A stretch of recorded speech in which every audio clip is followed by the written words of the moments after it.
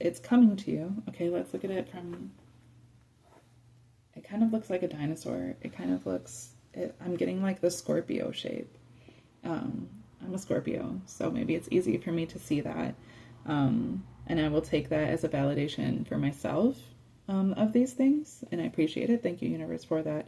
But for those that aren't a Scorpio, maybe there's an aspect of Scorpio within your charting that would be very valuable to embrace, because it's what's going to pull everything together. Maybe there's a Scorpio that is somehow helping bring these things together for you. Could be me, I suppose, as I'm doing these readings, because I am one. It could also be the Scorpio is the sign of death, which I always see as transition. So it could just be a sort of omen of ultimate transition, that whatever you've been through in the past isn't what you're going to be through in the future. So it's okay to let those good things go. Working through PTSD was a bitch, and still tends to be from time to time, every once in a while. I generally manage it pretty well, but there were times that it was truly unmanageable. I would be sitting in a room seeing somewhere else where I had been traumatized before. Even though I was in a safe place, I literally was back in a place where I wasn't safe, having flashbacks that significant. There were lots of times that I was just absolutely out of control from it. And I've been cultivating this concept since I moved into this space that that's not what the future has for me. I've done a great work in myself with others. The universe is blessing me and others through me. I'm a tool that the universe is using to bless others. That is my calling. And so I don't have to be afraid of anything that I moved through, of any sort of transitions that are being called on me, because I can know that I will be kept, that all of it will ultimately serve a greater purpose, even beyond myself, that all of it is for the betterment of the world around me. And truly, like, even if it means actual death for me, right? Like, even if it means me actually not surviving whatever it is that I'm put through, which is often the case for all of us, and eventually the case for all of us. Even in death, my whole entire purpose in this life has always been to leave this world better than I found it. And this is also a validation that I can trust in those things. But the fact that it's these river rocks that I've chosen, I would have chosen any river rocks. I would have chosen any rocks that I had. I happen to choose these because they're ones that I had available at the time. So the fact that they're all green, and the fact that they're these mint green colors and all these different things too, is showing to me that if you see, like, these people were still trying to get up in part of this, and I immediately was like, no. I will put you completely away. You're not part of this. You were a part of this. You were an integral part up until a certain point, and now I'm willing to put you away. Because what I'm seeing now is the true abundance of the universe. I don't need to cling to the past. I don't need to cling to these past relationships that have harmed me so much. I don't need to worry about those things. Because even as they came up, remember that they came up to this being, you don't need to do anything here. This is the actual work that's being done. This was just learning to trust the universe, that things are coming together and that things are working. There was a reason that they had to come against you. There was a reason that those people had to come against you. There was a reason that those situations had to happen. There was a reason for those traumas. And it was so that you could learn these things to come to this place, to be able to embrace the abundance that you are being given now. And it is tangible and it is physical. I'm not saying that everybody that watches this is receiving millions of dollars. That'd be great. I would love to say that. I can't say that in any confidence yet. Maybe I'll work in that, because that would be a great thing to be able to offer. But I do know in my heart of hearts that anybody that comes across this and that resonates with it is going to receive some sort of financial, physical, material sense of security, sense of stability. It may look very different, but you have to trust that as well. It may look like having less money than you've ever had in your life, but having a higher mind, a greater capacity to be able to use what you have in order to make the most of it. So I'm not here promising that you're going to win the lottery, but I am promising that if you have your heart and head in alignment with the right things, that no matter what you are given, it will cater to abundance. It will cater to a sense of security and stability. And rely on that and ensure yourself of that and embrace that. And even when it seems a little bit, there's all these different things that could add in that would make you feel like random anxieties, like, oh, is it really? You can trust that this is going to come to fruition. It's going to move through a certain space. It's going to bring you to one point, and then it's going to bring you all the way back and begin a cycle where those things can be rest assured in.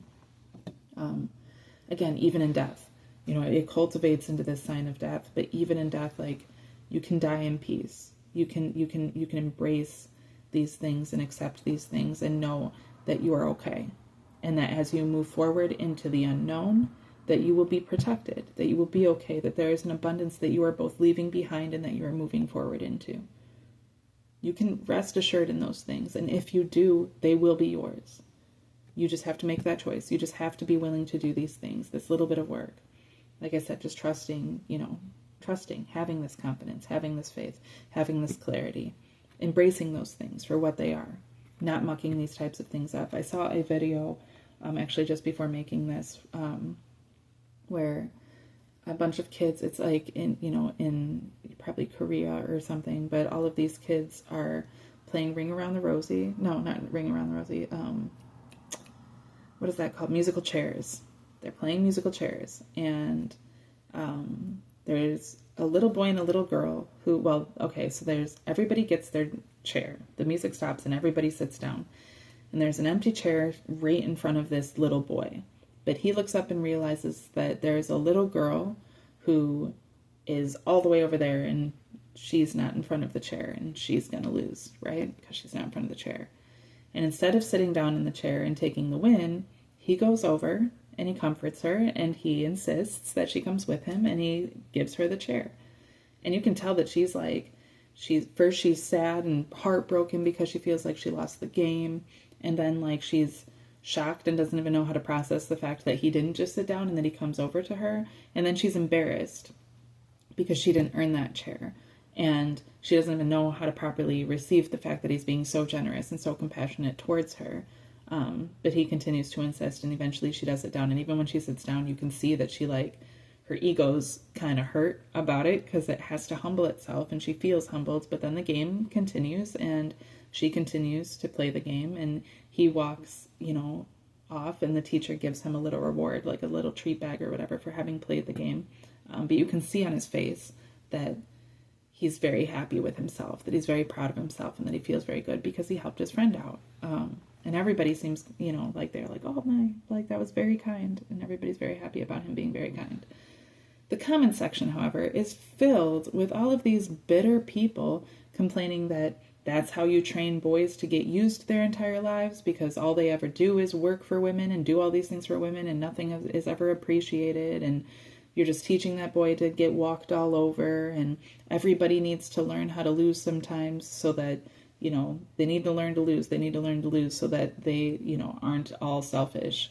And everybody's just super bitter. And all I'm thinking is, how are you going to sit here and complain that the world doesn't support compassion, doesn't support generosity, doesn't support being kind and being compassionate and, putting yourself before others?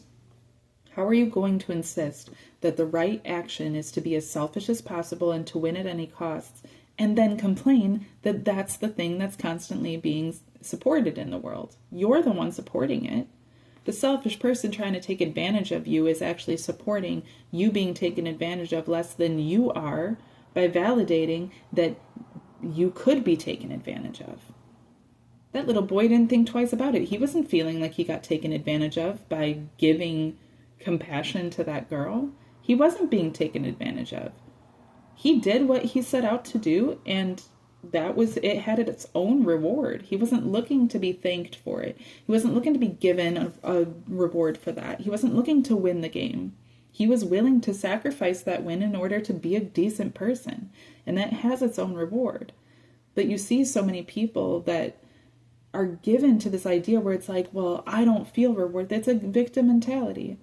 The world has always come up against me. All these things have always been against me. Everything always hurts me. Everything is always taking advantage of me. All these people lie to me. All these people rob me. I get like that too.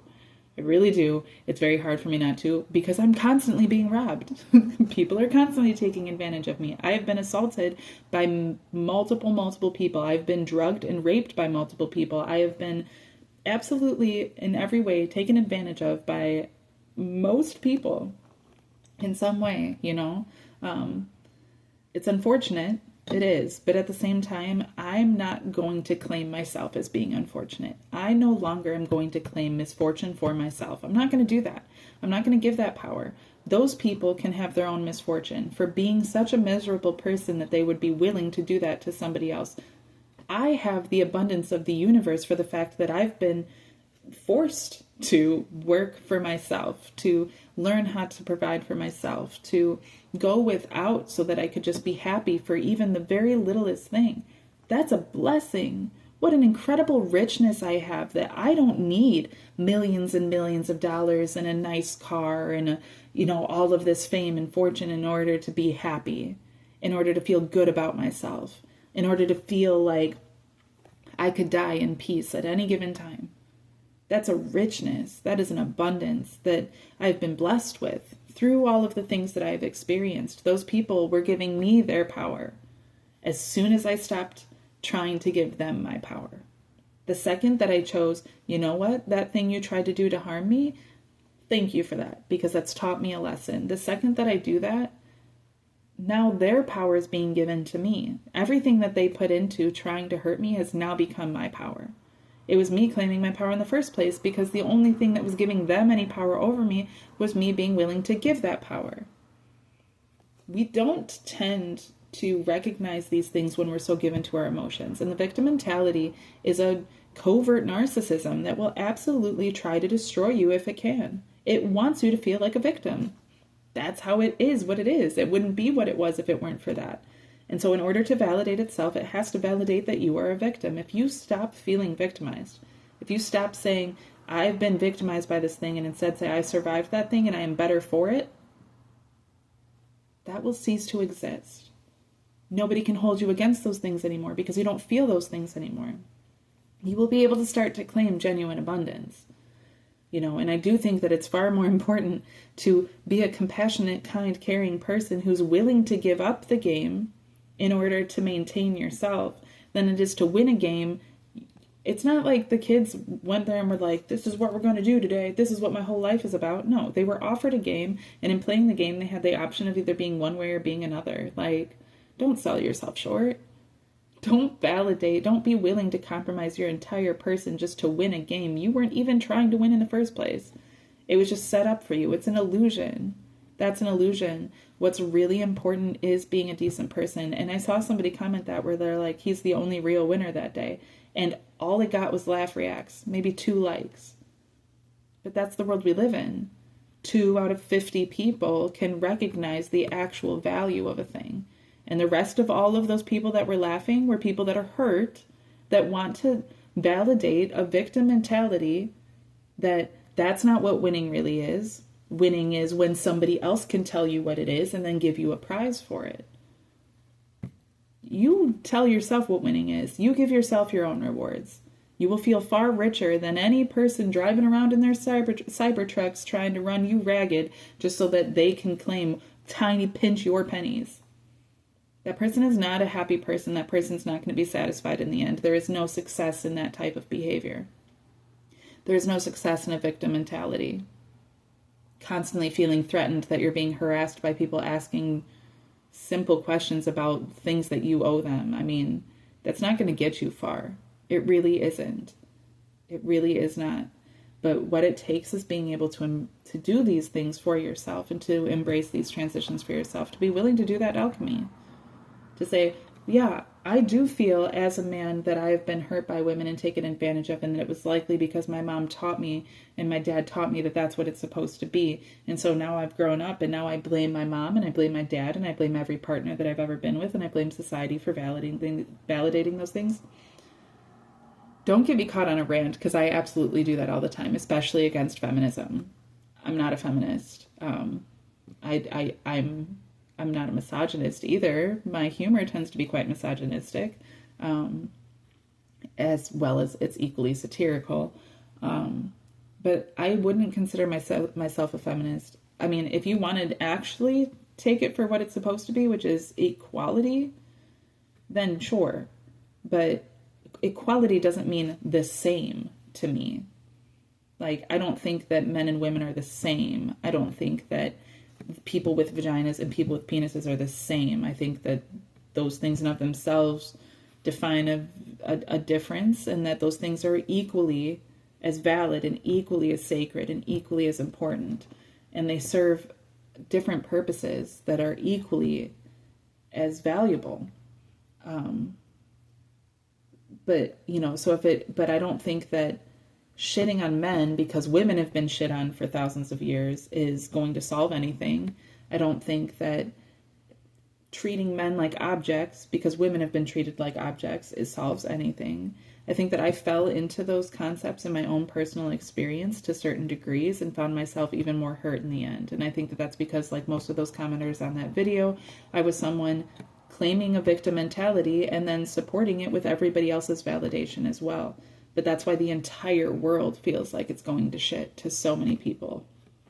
I don't see that. I see things getting better. I see things on an upward swing. I see things getting better. But many people's perspectives is the opposite.